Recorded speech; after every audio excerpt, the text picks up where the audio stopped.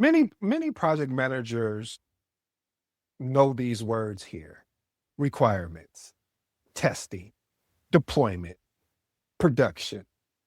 But the scary part, many project managers can recite the phases of the SDLC, which is software development lifecycle, and still struggle to lead software projects successfully. They understand the phases. They don't understand that what's actually happening inside of the phases. But today, we're going to unpack that. So let's jump into it so we can get a better understanding. I don't care if you're a project manager, scrum master, CAPM credentials, PMP candidate, or if you're just someone that's just really trying to break in the industry, family, this is something that is going to be valuable for you, because if you've ever led a team of a software team where it comes with API, data integration, mobile applications, just websites and reporting platforms, and now more than ever is AI solutions. You want to make sure that you have a better understanding of what we're talking about here today. So with no further ado, I'm going to jump into this SDLC and hopefully you'll understand it. And I'm going to put it if I was coaching or training someone to understand SDLC, this is exactly how I would explain it to them. All right, let's get into it. Phase one, planning. When we look at planning, we want to understand what we're establishing. Is it, is comes with our project charter, budgets, risk, stakeholder timelines, but we want to ask key questions. Some of those key questions is, hey, what are we doing here? What problem are we trying to solve? What business outcome are we trying to achieve? And how much will it cost? And how long will it take? And then most importantly, what risks do we already see? See, most projects don't fail during the deployment, or I should say during the development. They fail before the development actually starts. So without planning, you're just moving fast in the wrong direction. Here's my professional advice about this, family. The biggest mistake I see project managers make around software projects is believing their job is to manage the schedule. Your job is not to manage the schedule. Your job is to manage understanding of stakeholders, understanding the goal, the developers understanding the requirement, testers understanding the expected outcome, leadership understanding the risk. See, when everyone understands their piece, the schedule takes care of itself. Isn't that amazing? Because normally we're so focused, we can get so caught in the weeds and focus on the schedule that we can lose perspective of our stakeholders. We can lose perspective of our developers. We can lose perspective of testers as well as leadership. Phase two, requirements gathering. See, there are project managers that for them, they don't understand the value here, because this is where you make your money at. This is where you earn your paycheck, because people rarely tell you what they actually need. They always tell you what they think they need. I need a dashboard. No, you need visibility. Oh, I need a mobile app. No, you actually need customers to access information remotely. See, this phase includes business requirements, functional requirements, non-functional requirements, user stories, and acceptance criteria. What type of questions do we ask in these moments? Who will use this? What problem are we solving? What happens if this fails? And how will we measure success? Phase number three, design. This is when the architects and technical leads begin to design the solution. This is where the question is, what is your technology stack?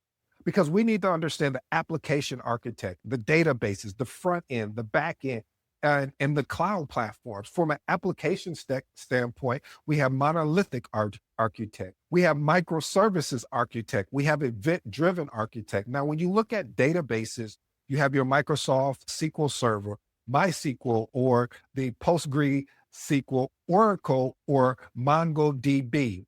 Now, front end, this is your React or your Angular or your Vue. Then you have HTML, CSS, and JavaScript. Let me park here real quick, family. From a database standpoint, I've always worked with either Oracle or Microsoft SQL Server.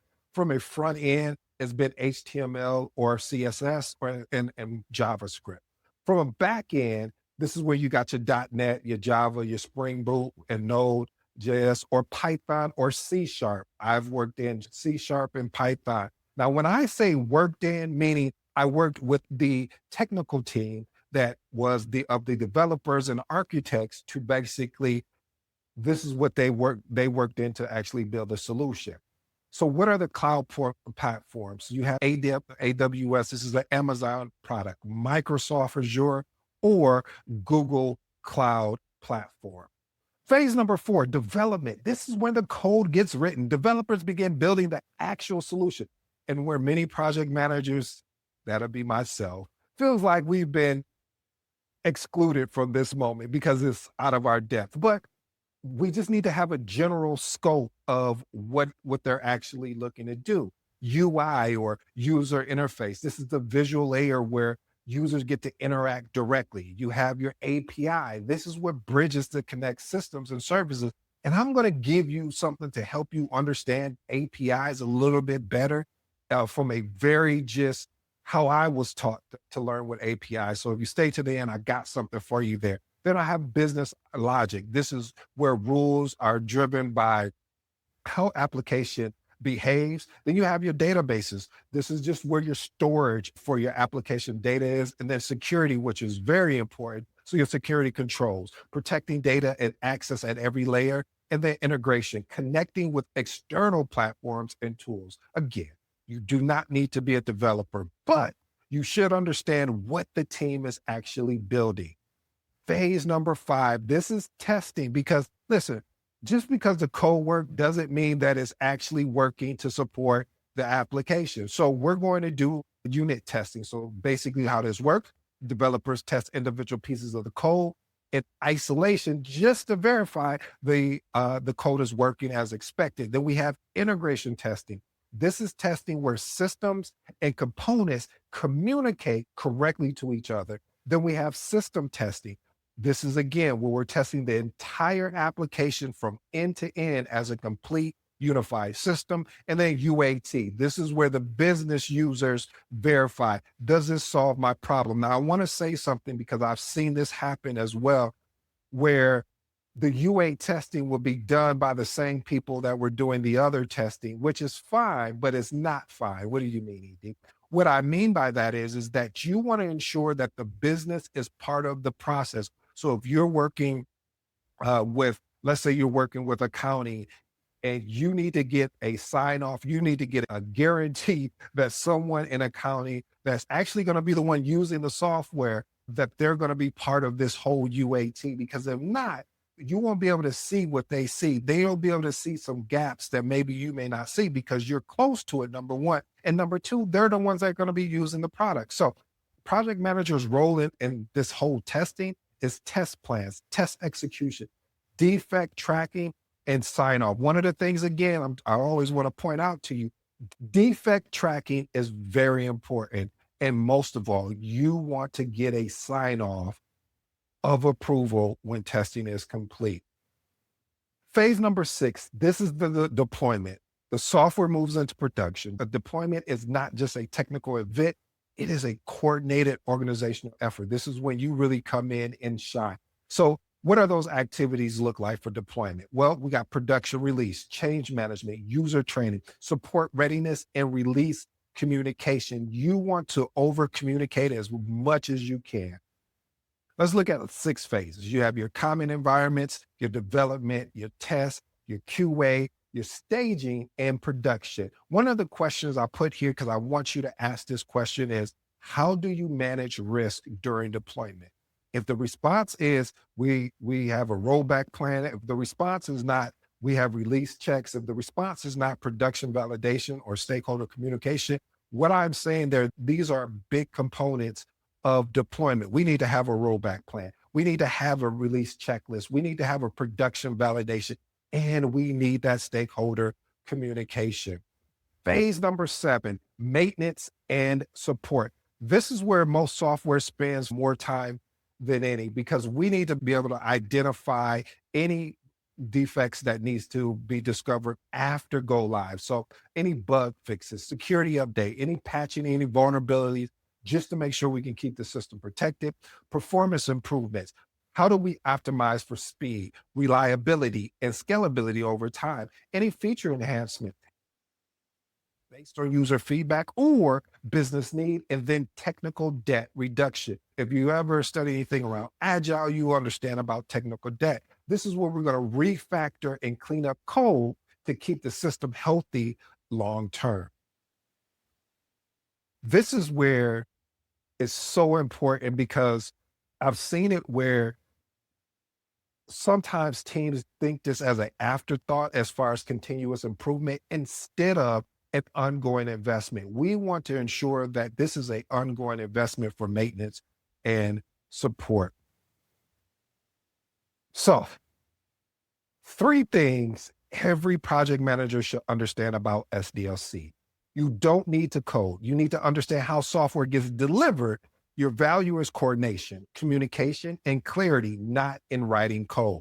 Number two, requirements problems become development problems. The earlier you identify ambiguity, the cheaper it is to fix. A vague requirement costs 10 times as more to fix in development than in actual planning. And then the biggest thing, our motto here, documentation over conversation. So we want to make sure we have a good communication as a bridge.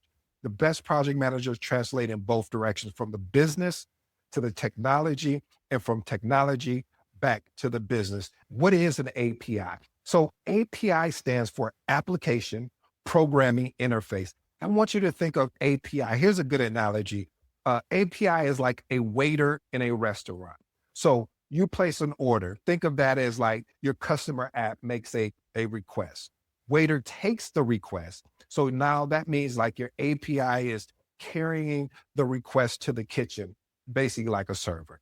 Then step three is the kitchen prepares the food. So I want you to think of the system processes and retrieves the data.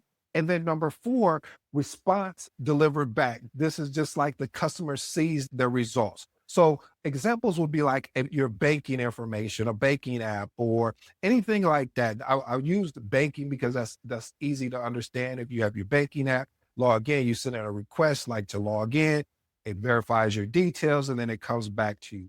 So real world API examples: Salesforce API, Stripe API, Google Maps API, Microsoft Graph API, and then Workday API. See, without APIs, applications can't communicate. Systems remain isolated and data sharing becomes manual. Well, family, I hope you enjoyed today's episode about SDLC, software development lifecycle. What's important that I want you to remember are those 3 points that I shared with you.